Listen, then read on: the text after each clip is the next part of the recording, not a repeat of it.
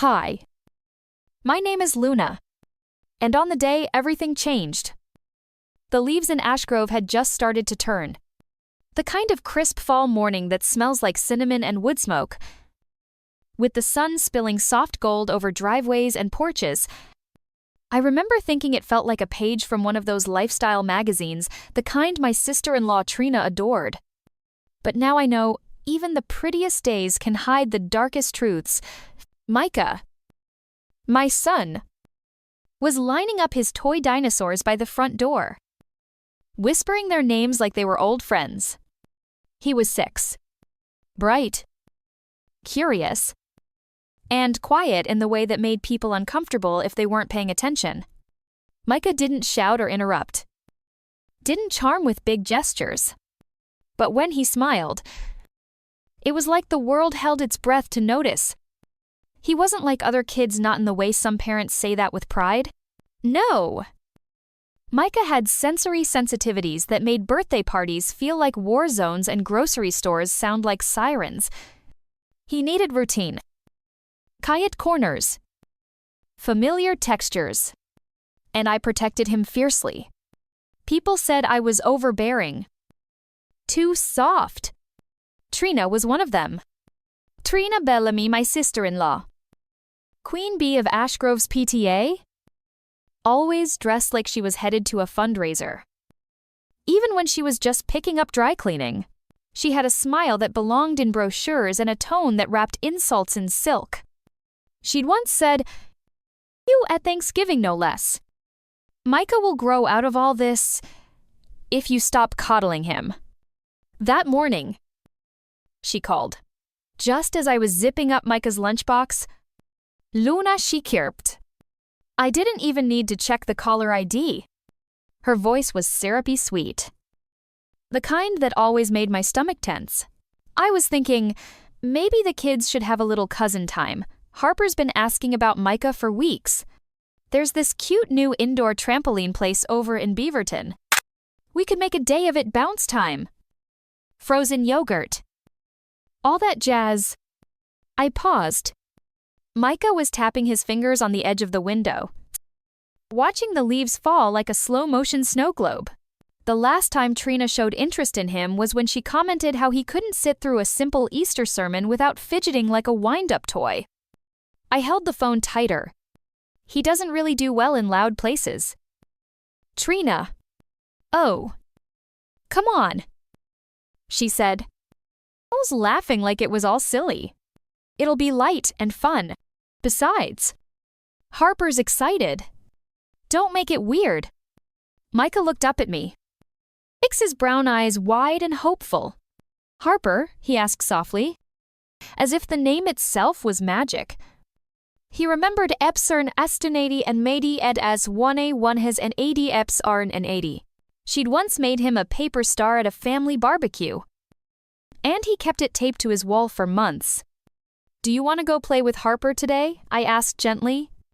He nodded, bouncing on the balls of his feet, clutching his little dinosaur like a promise.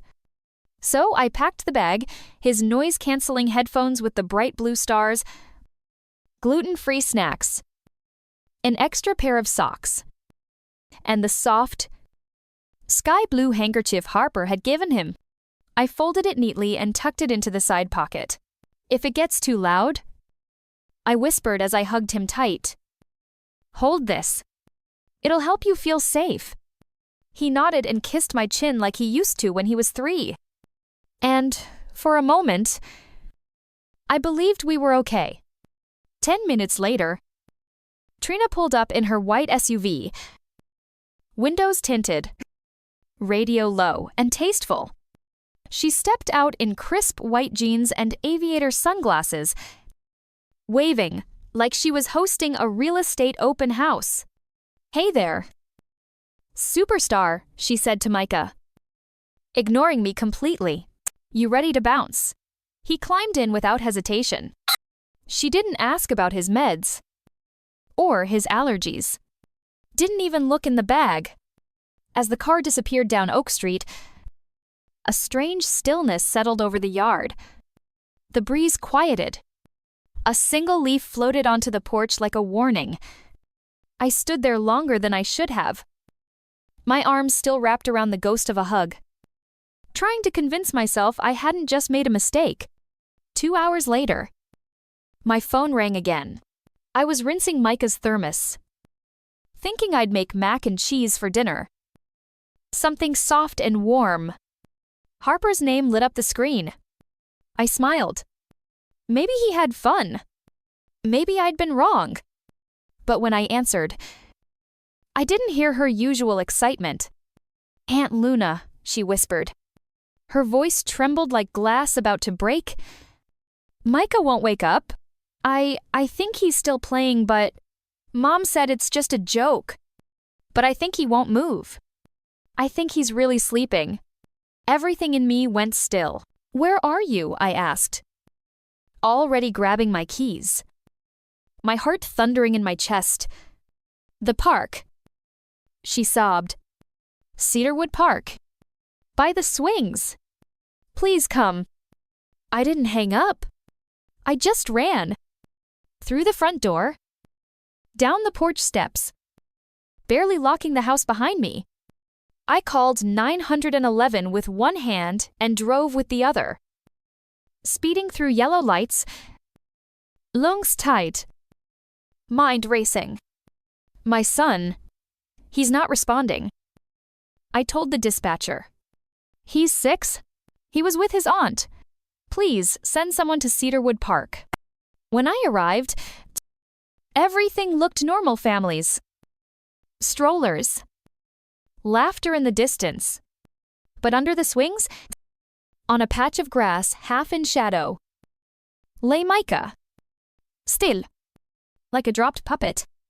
And beside him stood Trina. Not panicked, not crying, just annoyed. Like we were interrupting her perfect afternoon. Micah lay still beneath the swing set, his small body curled unnaturally on the grass. One shoe, half off. His arms slack at his sides. His skin looked too pale under the late morning sun, almost translucent, and his lips had the faintest bluish tint. For a moment, I thought I might be dreaming. Or worse, hallucinating. That this wasn't real. That any second, he'd sit up, blink sleepily, and ask for his headphones. But he didn't.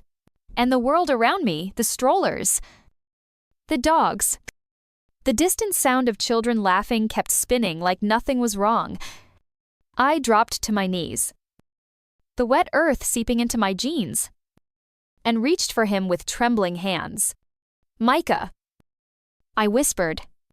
My voice cracked. "Micah. Baby. Can you hear me?" He didn't move. I touched his neck, frantically searching for a pulse.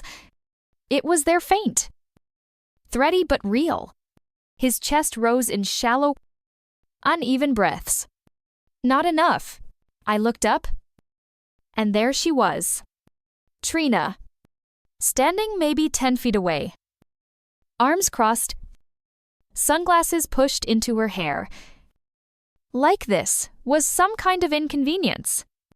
Her mouth twisted like she'd bitten into a sour candy. No panics. No guilt.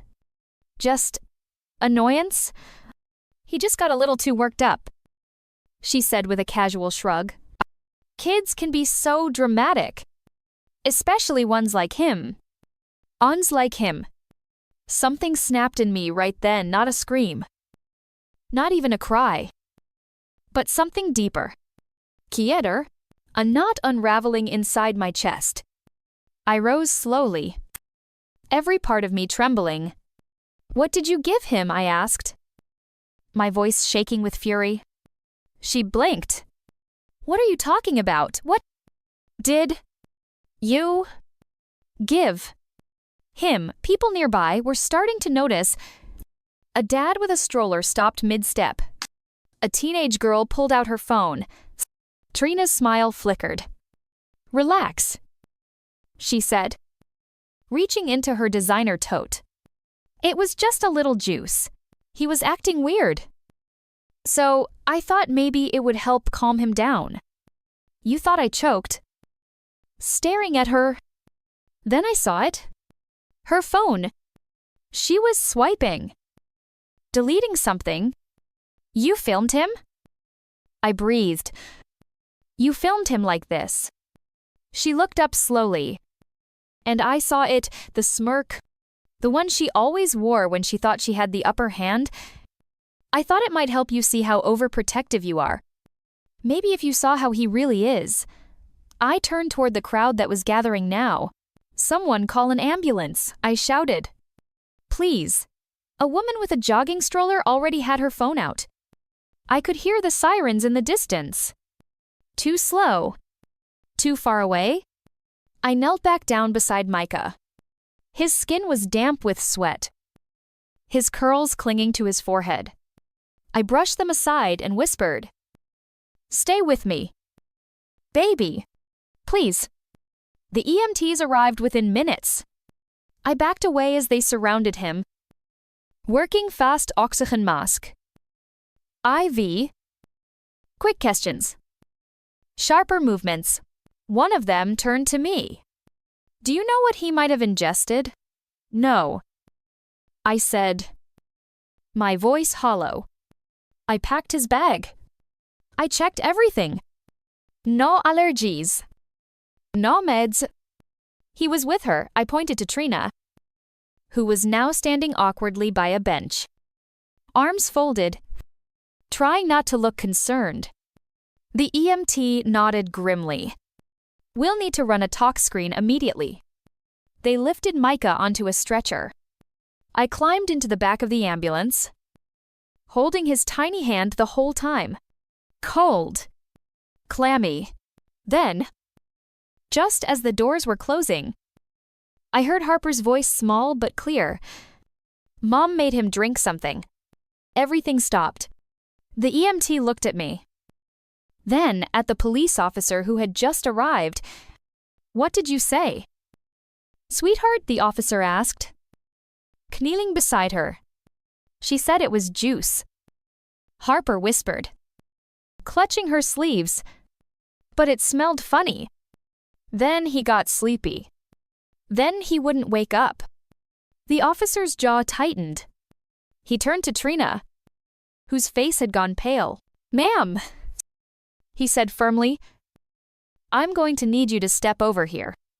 Hands where I can see them. What are you serious? Trina scoffed. But her voice cracked. This is insane. The ambulance doors slammed shut. The sirens wailed.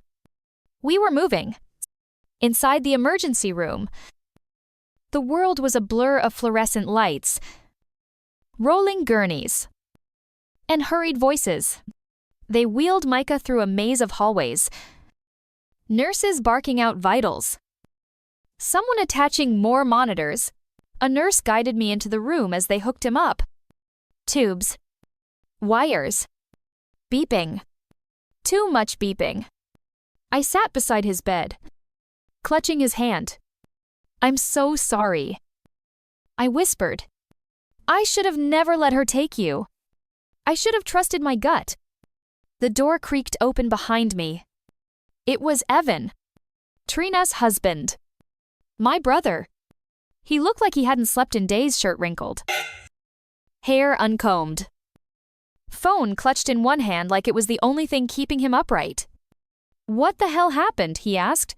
I stood slowly. Your wife poisoned my son. He blinked. What? Don't act surprised. Evan. Harper told the police. She gave him something. Something that made him pass out. His face went pale. She wouldn't. She's not like that. She is.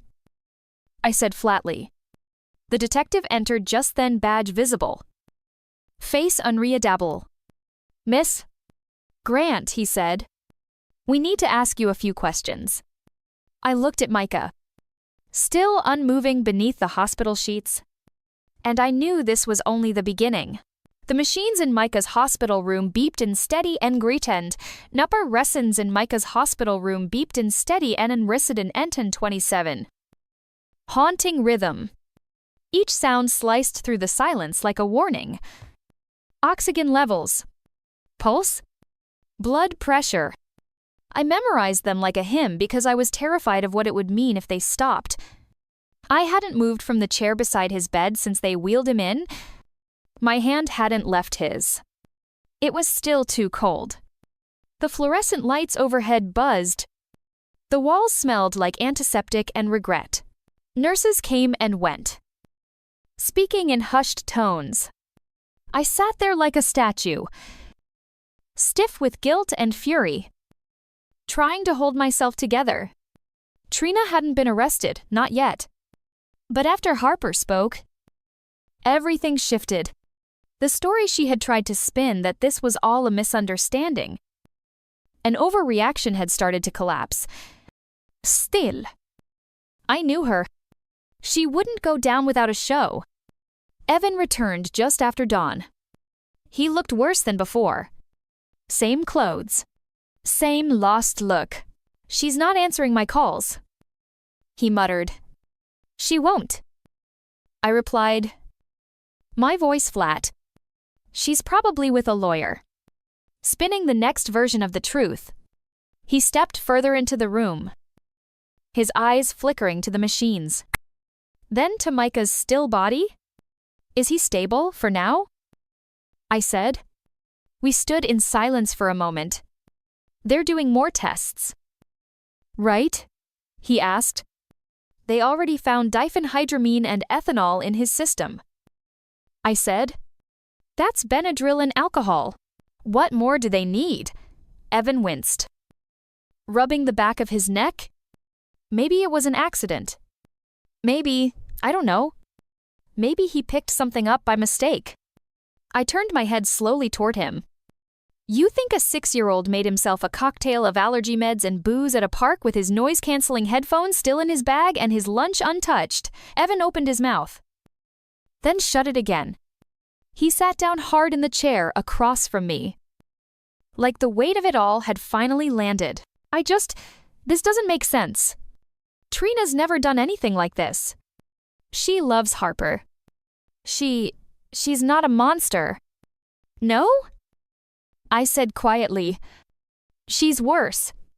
She's the kind of person who hides behind brunch invitations and book club wine nights. Who uses concern as a weapon. Who thinks control is care. And she's been that way for years, you just didn't want to see it. He didn't argue. A nurse walked in, adjusted one of the IV lines, and whispered, He's responding to treatment. That's a good sign. She smiled kindly before stepping out. I nodded, blinking back tears. But I wasn't relieved, not yet. The door creaked again. This time, it was a man in a navy windbreaker. A detective badge clipped to his belt. He held a tablet and a manila folder. Miss Grant, he said, with a nod. I'm Detective Holden.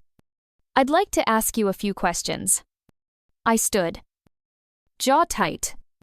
You said you had results. He opened the folder. Preliminary tox screen confirms the presence of diphenhydramine and ethanol. The levels are elevated high enough to cause sedation, even unconsciousness, in a child Micah's size. There are also traces of melatonin, likely in liquid form. I felt like the ground shifted beneath me. It wasn't just one thing. I said, barely above a whisper. She layered it. Hot and null. We're pursuing all angles. There's a statement from Harper, which helps, but we'll need more if we want to push this further. I took a deep breath. You will have more blanks forgotten. You'll have everything. He raised an eyebrow. Everything, yes. I said, I'm going to give you a history she's buried for years. That afternoon, I left the hospital for the first time since the ambulance. I didn't want to, but I had to think. Not cry, think. My house felt like a crime scene. I walked into Micah's room. His toys were still where he left them, plastic dinosaurs in a perfect row. A stack of construction paper on his desk. His favorite blanket with green trucks folded at the foot of his bed. It still smelled like him. I knelt beside his bed and opened the drawer where I had packed his health monitor bracelet. I wanted to see if there had been any sign, anything I missed. But when I pulled it out, something felt off. It was lighter. Too light. And when I flipped it over, my stomach dropped. No serial number. No medical chip. It was a replica. She'd swapped his real health monitor with a toy version. A dummy. There would have been no way to track him. No way to monitor his vitals if things had gotten worse. She planned this. I sat back on the floor. The bracelet still in my hand. My breathing ragged. My phone buzzed. Unknown number. One message. Stop digging. Think of your son. Attached a photo of Micah. Taken from behind. In our backyard.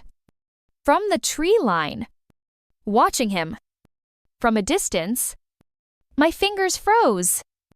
I dropped the phone. My whole body went cold. She wasn't just covering her tracks. She was watching me. Someone was watching us. I locked every door. Closed every curtain. Checked every window. And then I sat in the dark with Micah's blanket clutched to my chest and whispered, "You picked the wrong mom." This wasn't over. This was just the part where I stopped playing nice. I didn't sleep that night. Not even for a second. Micah was still in the pediatric ICU. Hooked up to machines that breathed and beeped for him. The nurse had assured me his vitals were improving. That he was stable. But I didn't believe in the word stable anymore. Not after watching my son collapse under a swing set while his aunt scrolled her phone. Back home, the air inside the house felt stale. The quiet was thick, unnatural. It didn't feel like home anymore. It felt like a vault filled with all the things I failed to protect. I moved through each room slowly. Deliberately. Not out of grief. Grief hadn't come yet. This was focus.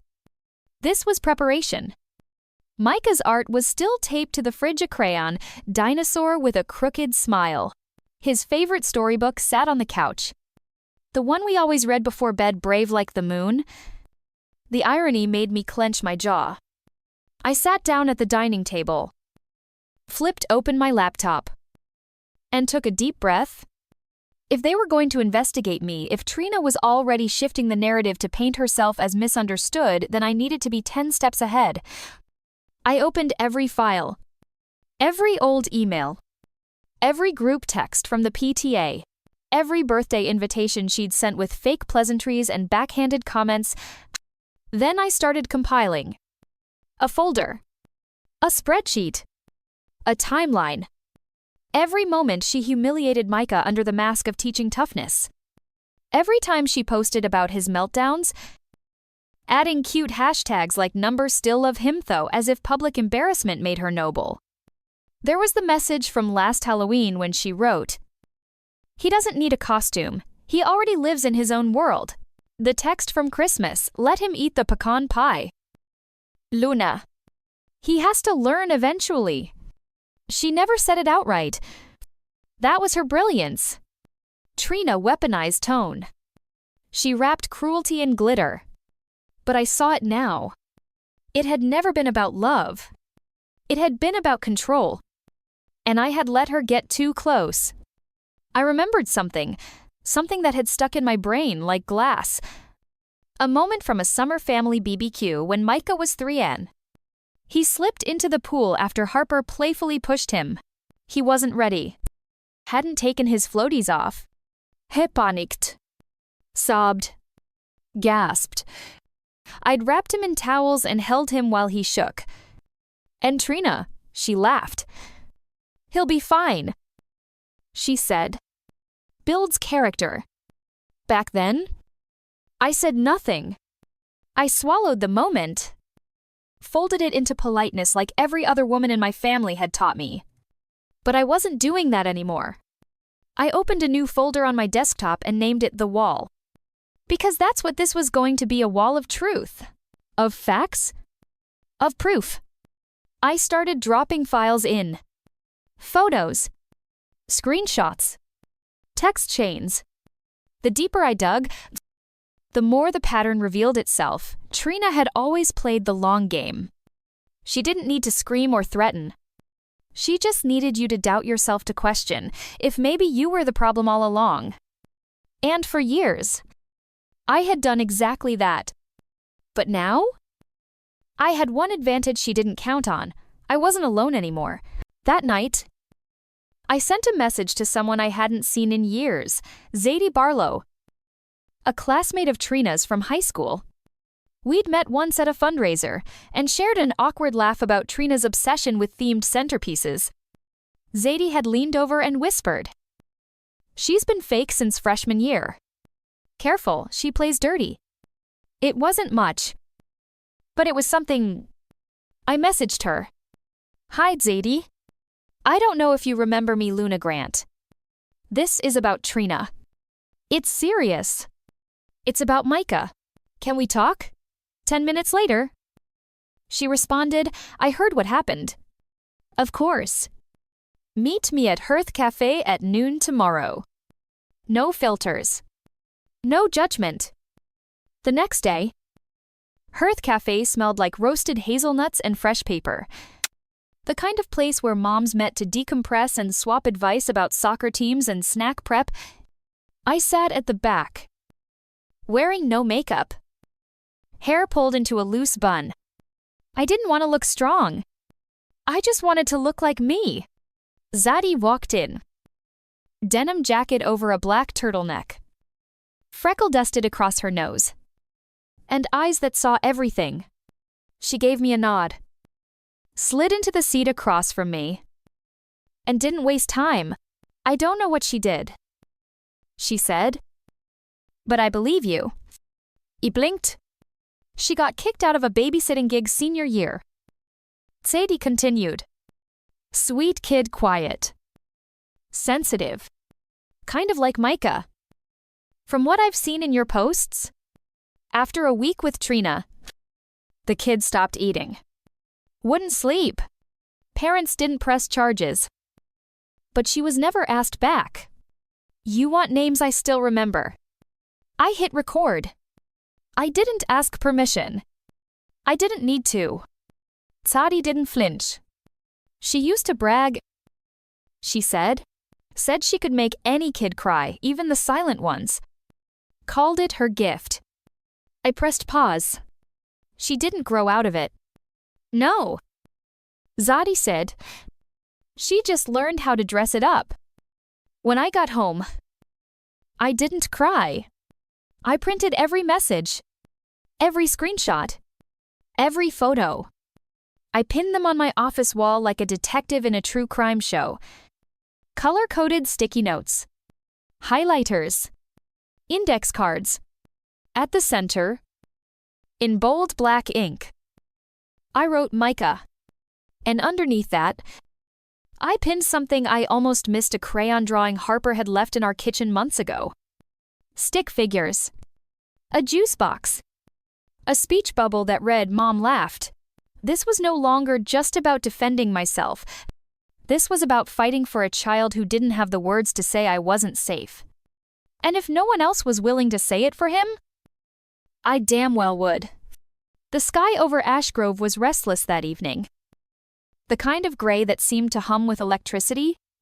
A storm was coming. But inside the house, a different storm had already arrived. I stood in Micah's room, holding two nearly identical health monitor bracelets in my hands. One was real, the one I'd bought from a medical tech site, embedded with an oxygen sensor, GPS chip, and child-safe materials. The other a toy, lightweight plastic. No serial number. Not cheap. She switched it. Trina didn't just get reckless that day at the park, she planned it. If Micah had collapsed somewhere else alone, without Harper or any witnesses, there would have been no data. Not tracking. No way for me to prove what happened. And that, I realized, had been the point. Control the narrative. Silence the mother. Turn the child into a footnote. The bracelet slipped from my hand and hit the hardwood floor with a quiet clack, a sound more terrifying than any thunder outside. Because it was the sound of clarity, she wasn't just cruel. She was calculated. I took a step back and pressed my fists to my temples. The room felt smaller. My breath started to spiral. And that's when my phone buzzed. Unknown number. One sentence. Stop digging. Think of your son. Attached was a photo. It was Micah taken from behind. In our backyard. 2 months ago. He was crouched by the maple tree. Drawing with chalk? The photo had been taken from outside the fence. Just far enough to be hidden. My knees buckled. They weren't just watching. They had been close. On our property. While I was inside washing dishes. Folding laundry. Believing we were safe. I dropped the phone like it burned and stumbled back. Locking the back door with shaking hands.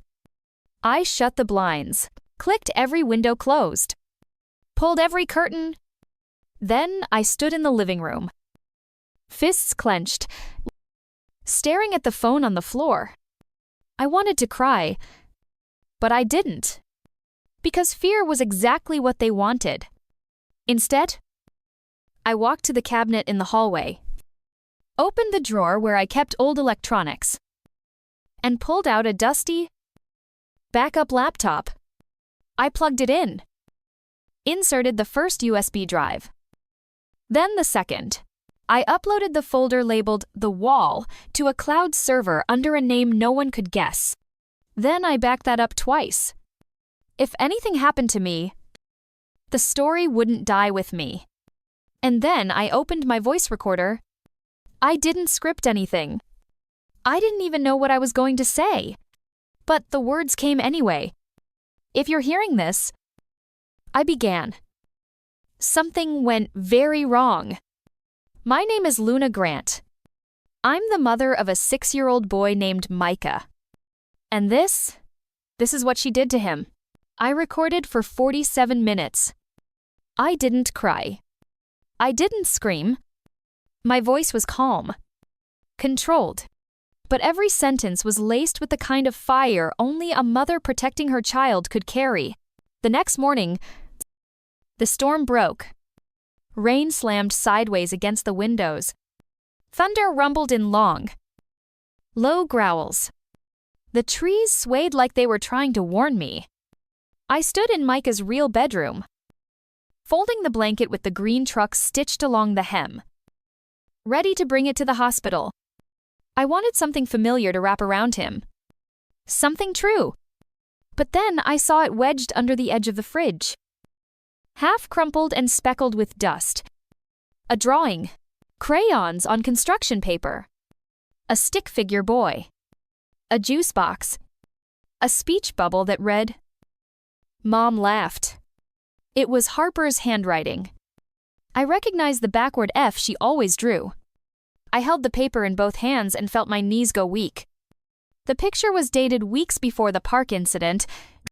This wasn't new. This wasn't random. This had happened before.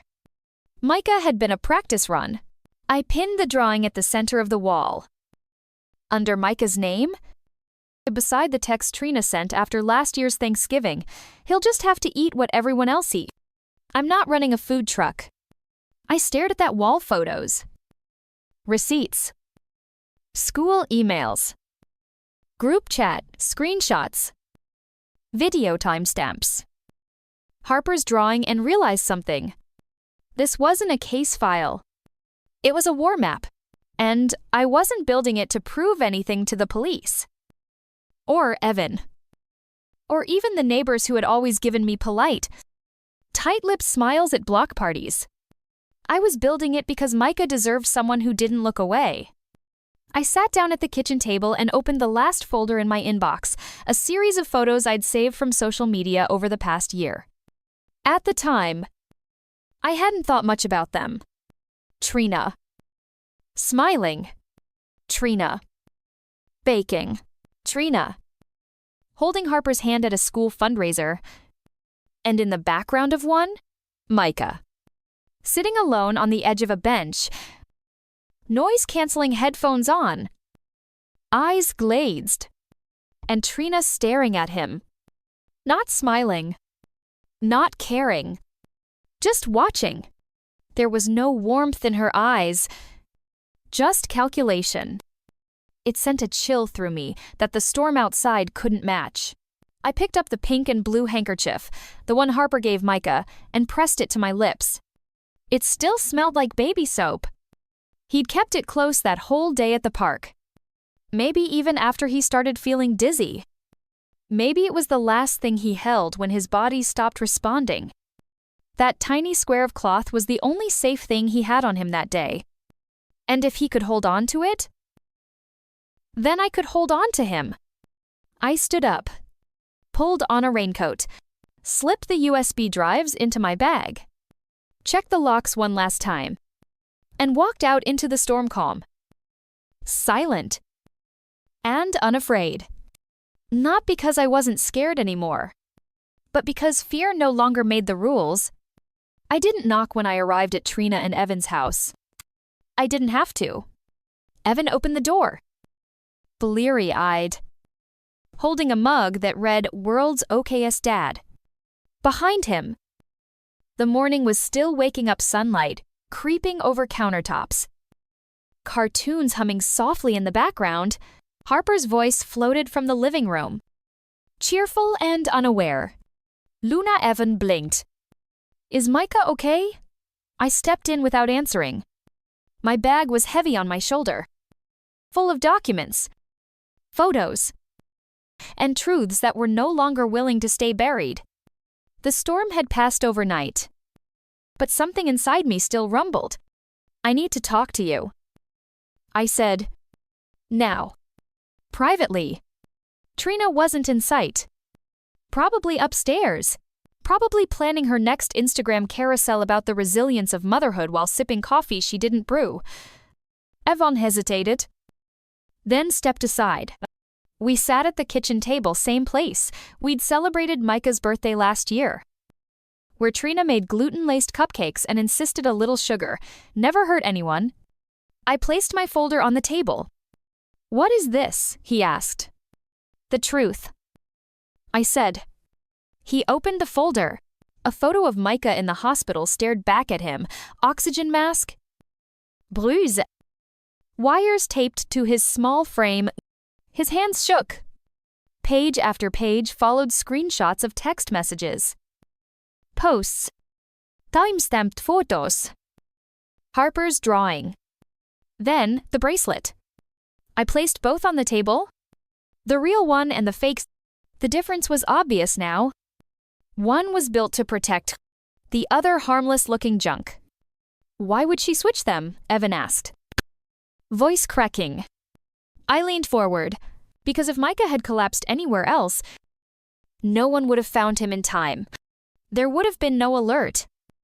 Na location ping. No record of what happened. He looked at me like the floor had opened beneath him. No.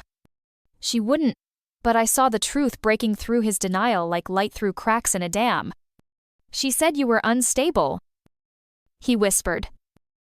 "That you were exaggerating? She said Micah just needed more discipline. That you pitied him too much." I almost laughed. Not because it was funny, because it was classic. That was Trina's greatest magic trick, making herself the expert and everyone else the problem. I believed her. Evan said quietly, "I thought she meant well." "She didn't." I said, "She meant control." For a moment, we just sat there in silence. A man beginning to see his wife for who she truly was. A mother learning that the lies were deeper than she thought. Then a small voice from the hall, Mom Harper. Her curls were messy.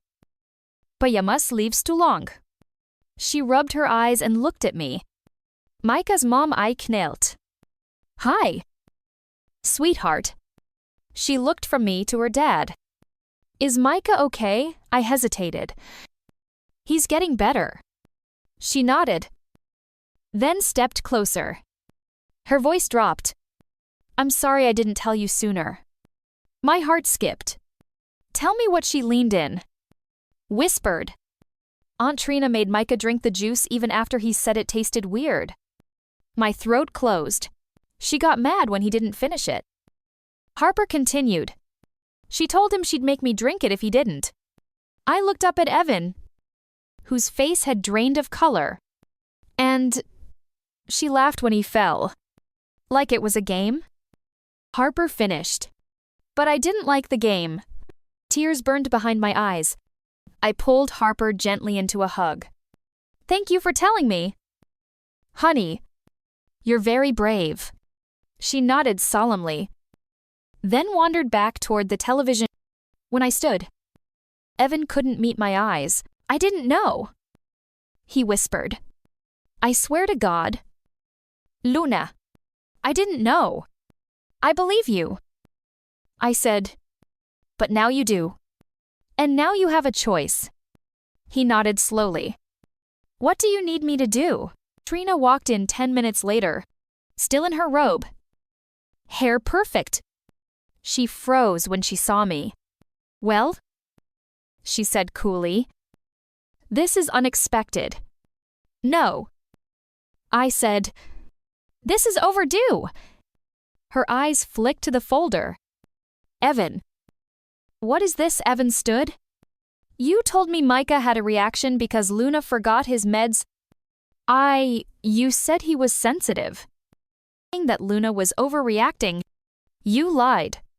She scoffed, crossing her arms. I was trying to help. I pulled the fake bracelet from the table and held it out. Then explained this. She went still. No blink. No words.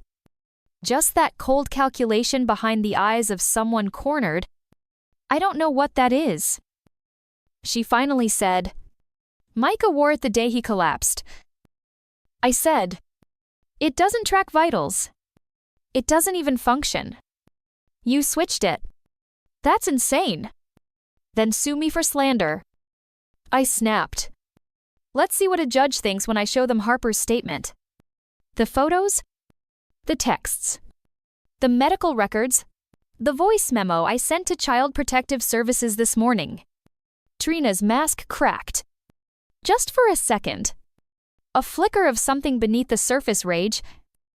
Fear. Maybe both. You think people will believe you? She hissed. I don't care who believes me. I said. Voice calm. What matters is that Micah is safe. And that starts today.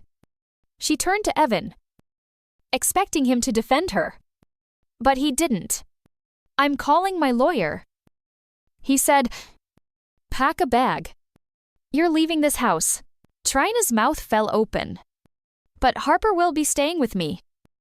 Evan said firmly. And for the first time since this nightmare began, I saw the mirror crack wide open. Not just for me. For her. For him. For all of us. The truth was no longer trapped behind smiles and hashtags. It was out. And it was loud. News travels fast in a small town, especially when it's soaked in scandal. By the next morning, Ashgrove was buzzing like a kicked beehive. Whispers slipped through grocery store aisles. Facebook groups lit up with vague posts. Some people really aren't who they pretend to be. Can't believe I let her near my child. Just wait, more is coming out. Trina's face. Once the poster mother of parenting blogs and pastel brunches, was now a question mark.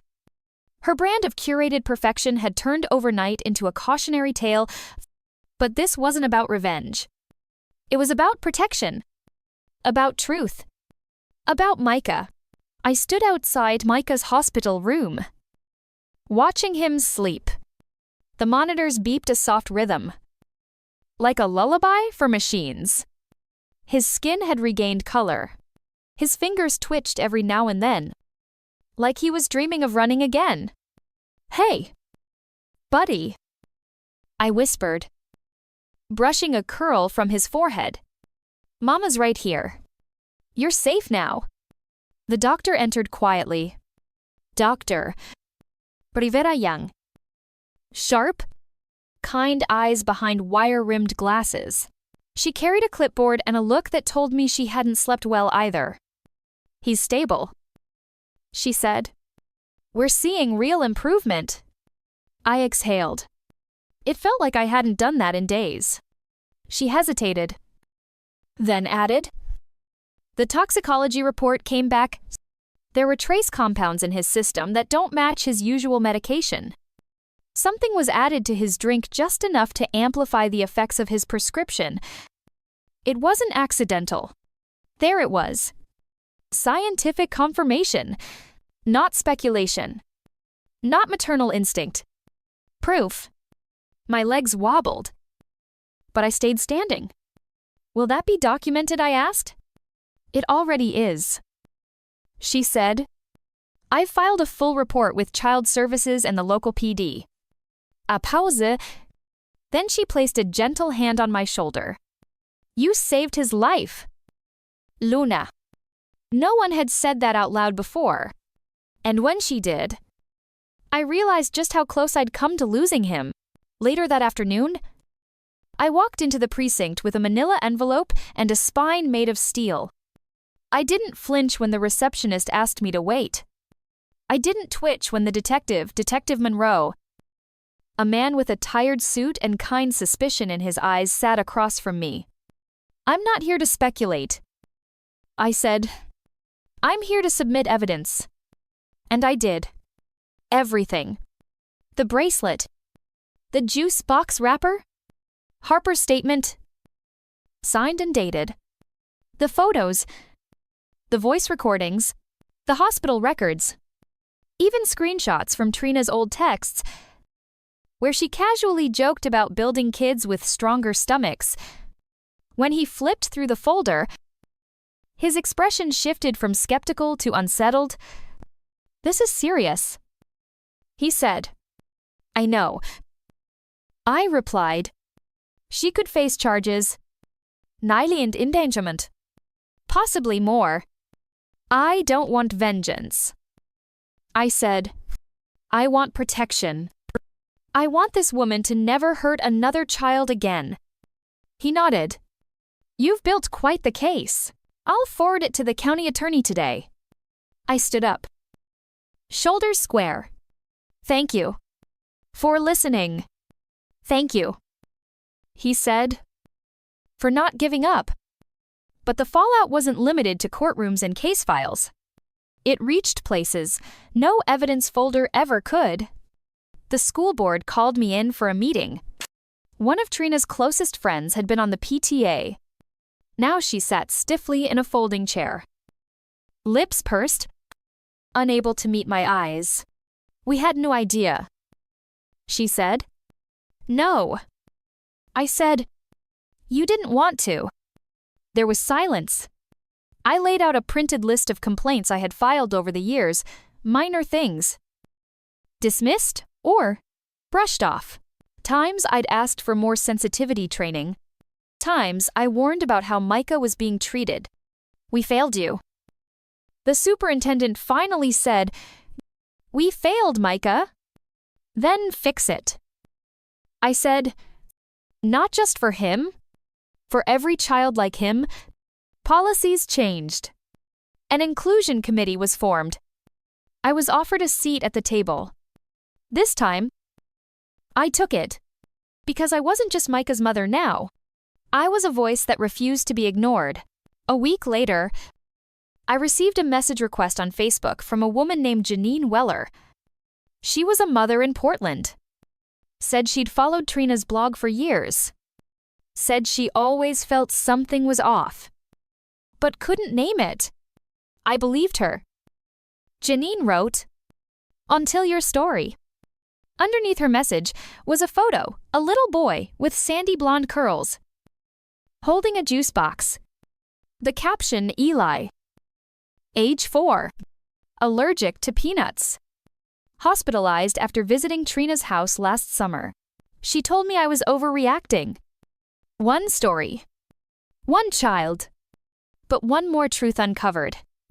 I stared at Eli's photo and felt the ache of recognition. This wasn't just about us. This was about how easy it is to mistake charm for character. About how many children fall through the cracks because adults are too polite to ask questions. That night, I sat with Micah in his room, finally home. Finally wrapped in his green truck blanket. "Mom," he whispered. "Am I gonna be okay?" I smiled. "You already are, baby." He nodded, then paused. "Did you fight the dragon?" I blinked. "What dragon?"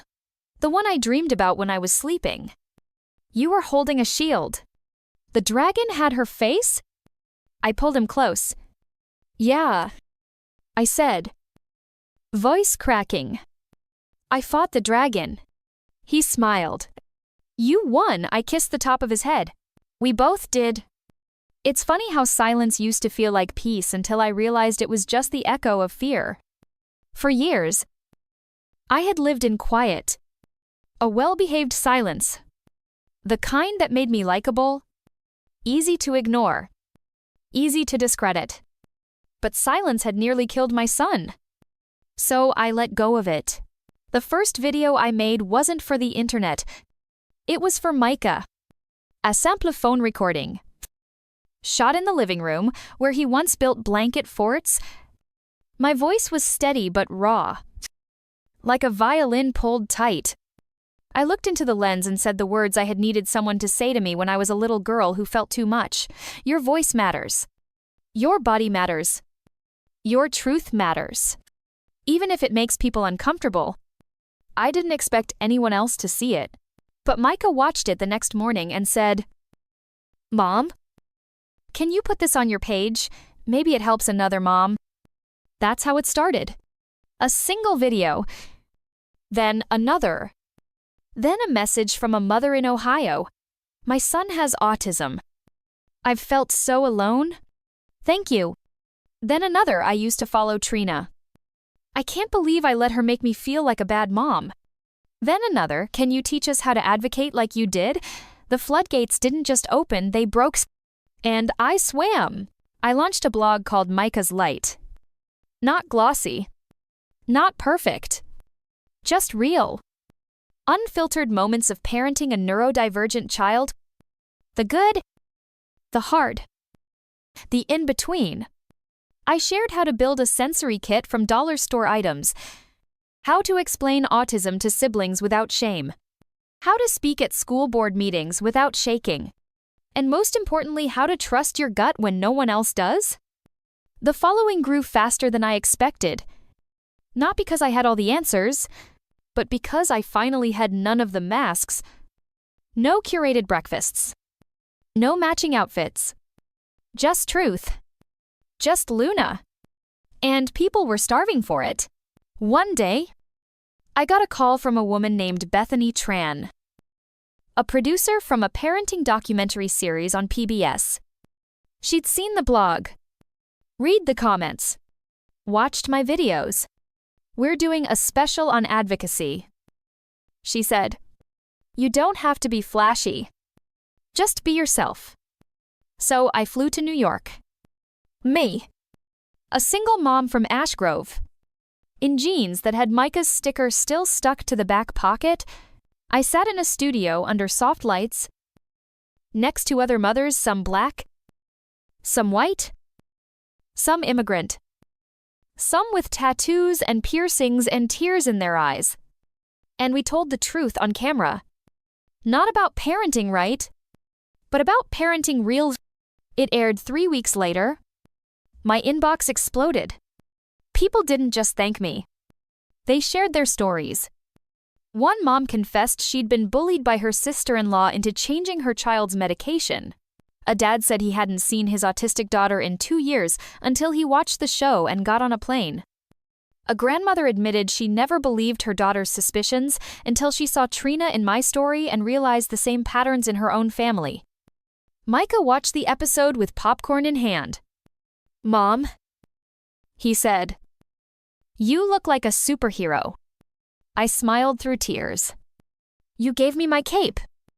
But it wasn't all applause and praise. Trina's supporters, what remained of them, came out swinging. Anonymous comments. Nasty emails. "Jealousy looks ugly on you. She was trying to help your kid. You're exploiting your son's illness for likes." I could have crumbled.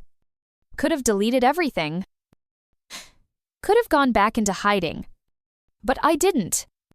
Because the truth isn't always comfortable, but it's always necessary. And if my discomfort meant one more child got heard, one more mother got believed, one more school changed its policy, then so be it. Let them come for me. They couldn't take what I'd already survived. One night, I sat outside under the stars while Micah slept. The cicadas hummed. The world was quiet in a way that didn't feel like fear anymore. Evan texted. "Just saw your PBS segment. Thank you. I'm learning. Every day." I replied, "We all are." He'd stayed in Harper's life. Got her into therapy. Trina was facing charges. No trial date yet. But the wheels were turning. And for the first time in a long time, I wasn't watching from the sidelines. I was driving the change. 2 months later, I was invited to speak at a parent advocacy conference in Chicago. Me. On a stage, the lights didn't scare me anymore. I looked out over hundreds of faces, some smiling, some crying, some simply listening. And I told them what I had told Micah, what I now believed with my whole heart: you don't need permission to protect your child. You don't need credentials to speak truth. You don't need to be loud. You just need to be brave. Because when one mother speaks, others find their voices too. And together we roar. They stood, applauded, cheered. But I wasn't crying because of the applause. I was crying because somewhere in that crowd was a woman like me 2 months ago. 2 years ago.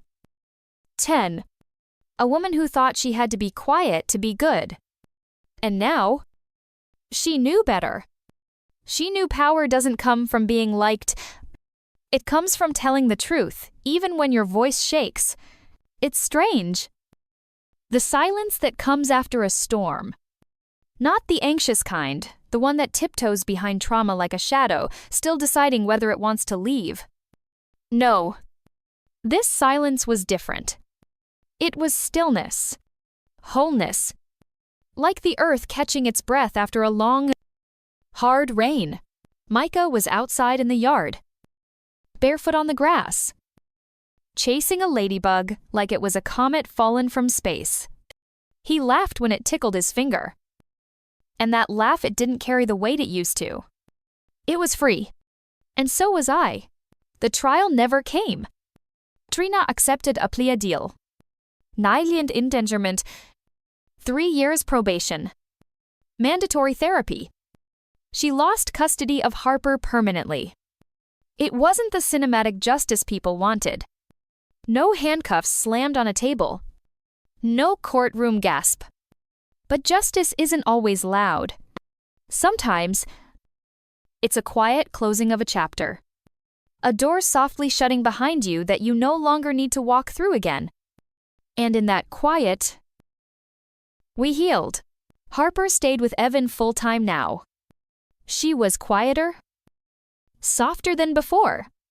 But she no longer flinched when someone raised their voice. She started painting oceans. Mostly. I bought her a set of watercolors for her birthday.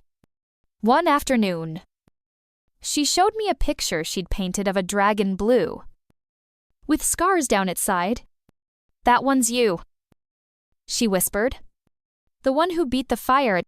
I pulled her into a hug and held her like the daughter I never had. And Micah, Micah blossomed.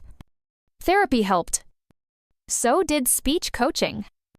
He made a friend named Julian at his new school, a wiry kid with wild hair and a laugh that shook his whole body. They built Lego cities and made up alien languages. For the first time ever, Micah was invited to a birthday party without me needing to beg. For the first time ever, he belonged. And one day, he came to me holding a sheet of paper covered in scribbles and glue. "Mom," he said, "can you help me start a club?" "A club," he nodded. "For kids who feel different, but not bad different. Cool different." I smiled so big my heart hurt. "We'll call it the Brave Club," he said. Of course we would. Meanwhile, Micah's light kept growing. Not into a media empire, but into something better, a movement. Parents sent videos of their kids speaking their first full sentence. Teachers shared revised classroom policies on inclusion. Even social workers began citing my story in training programs. I was invited to write a book. A real book. Not a parenting manual. Not a memoir. But a letter to every mother who ever questioned herself in a world that tried to silence her. One evening, I was at a coffee shop, editing chapters while Micah and Julian played with action figures under the table. A woman approached me mid-40s. Anxious eyes. Holding a crumpled napkin like it was armor. "I'm sorry to interrupt," she said. "But, are you Luna Prestonauted?" Her eyes welled up. "My daughter has epilepsy," she whispered. "I've been so scared to leave her with anyone. But your story..." It gave me courage to speak up. I told my sister no. For the first time, I stood up and hugged her without asking. Because I knew that kind of no. The terrifying, life-saving kind. The kind that costs comfort, but buys truth. The last person I thought I'd hear from was Trina. It came as a letter. Typed. Formal. Detached. Like a business email dressed in apology. She never said she was sorry, not directly. But she did say, "I hope one day Harper forgives me." I folded it once and tucked it away. Forgiveness isn't always about the other person. Sometimes, it's about choosing peace over poison. And peace doesn't always mean reunion. Sometimes, peace is the silence of not needing anything more. One weekend, Micah and I took a road trip to the coast. Just the two of us. No screens. No schedule. Just music. Sand. And the sound of waves louder than our thoughts. At sunset, we sat on a rock watching the tide come in. He leaned against me and said, "You know what?" "Mom, what?" "Baby, I don't think I'm broken anymore." My breath caught. "Micah, you were never broken." He looked up at me. Eyes wide. "You were just in the wrong hands." Healing isn't linear. It stumbles. It stings. It slaps you awake at 3 a.m. with what-ifs and should-haves and almosts. But it also softens you, strengthens you, shapes you into someone who no longer walks with their head down, but with a torch in hand, lighting the path for someone else still lost in the dark. And that, I realized, was my story. Not survival. Resurrection. There's something sacred about telling the truth. Not the kind of truth that wins arguments, the kind that saves lives. That kind of truth. It doesn't shout. It whispers in broken kitchens at midnight. It trembles through tears in the backseat of a car. It stands at the edge of fear and chooses love anyway. That's the kind of truth I carry now. And if you're listening, if you're still here, this part is for you. Hello! My name is Luna. And this is what I've learned after walking through the fire. Not just as a mother, but as a woman, a survivor. a voice once dismissed as too much. See? The world will hand you a script the moment you're born. For mothers, that script often says be soft, be silent, be grateful, don't question, don't fight, don't make waves, blend in, smile more, swallow your instincts. And for a long time, I played that part well. I smiled at insults wrapped in compliments. I let others narrate my worth. I trusted people who said they were experts until their advice nearly stole my child from me. But here's what they didn't count on. A mother's silence is not the same as her surrender. I know some of you watching this are in that quiet place right now. You're watching someone manipulate the narrative, twist facts, gaslight, smile through their cruelty, and you wonder if anyone will believe you. You lie awake wondering if you're overreacting, if you're being too sensitive, if your child's suffering is somehow your fault. Let me be clear, it is not. Your fear is not weakness. Your intuition is not paranoia. And your child's truth does not require public approval to be valid. Micah taught me that. He doesn't speak like most kids do. He doesn't play the way others expect. But his silence held more truth than all of Trina's words combined. And when I stopped trying to fix him and started listening to him, I became the mother he always needed. Not perfect. Not polished. Just present. To the parents watching this, especially those raising neurodivergent children, misunderstood children, brilliant and beautifully complex children, I want you to know, you are not failing.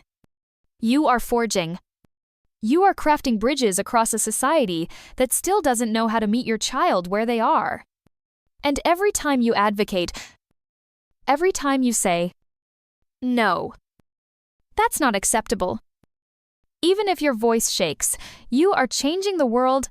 To the survivors, those who've endured manipulation, control, subtle abuse, dressed up as care, I see you too. You may have come here looking for a story, but maybe you stayed because deep down, you recognized pieces of yourself between these words. Let me say what no one may have ever told you. You didn't deserve it. You weren't imagining it. And you are allowed to take up space. Your healing doesn't have to be poetic. It can be messy, angry, loud. It can take years, but I promise there is life on the other side of it. Not just breath. Life.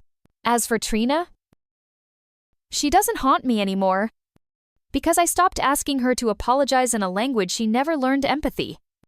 I gave that closure to myself. I looked at the ashes of everything she tried to burn and said, still, I rise. Not because I'm fearless, but because I'm finished being afraid. And finally, to my son Micah, if you're watching this years from now, I hope you know you saved me. You taught me that bravery doesn't always look like armor and loud speeches. Sometimes it looks like a 6-year-old clutching his favorite truck under fluorescent hospital lights, fighting to stay alive. You are the reason I speak tar fix, teen. You are the reason I write. You are the reason I will never again let the world silence another mother who is fighting for her child. You turned my fear into fire. And from that fire, I built a lighthouse. So here's the lesson. The legacy. The truth I want to leave behind. You do not have to wait for permission to protect what matters. You do not have to be liked to be right. You do not have to be fearless to be brave. All you need is one moment of honesty. One decision to believe yourself.